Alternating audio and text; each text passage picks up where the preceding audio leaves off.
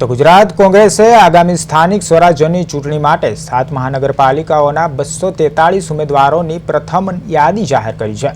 પ્રવક્તા મનીષ દોશીએ જણાવ્યું કે જન આક્રોશ યાત્રા દ્વારા જનતાની પીડા જાણીને સેન્સ પ્રક્રિયા બાદ અનુભવી કોર્પોરેટરો અને નવા ચહેરાઓને તક આપવામાં આવી છે।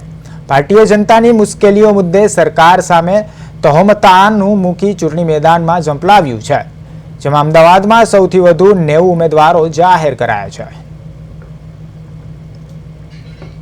काम करता कार्यकर्ताओं, विविध क्षेत्र में काम करता लोग और स्तर पर काम करता कांग्रेसना कार्यकरो तमाम साथे संवाद करीने आगामी चूंटणीनी रणनीति बनावी हती अने एना कारणे ज कांग्रेस पक्षे सेन्स प्रक्रियानी पण आगोतरू आयोजन कर्युं हतुं।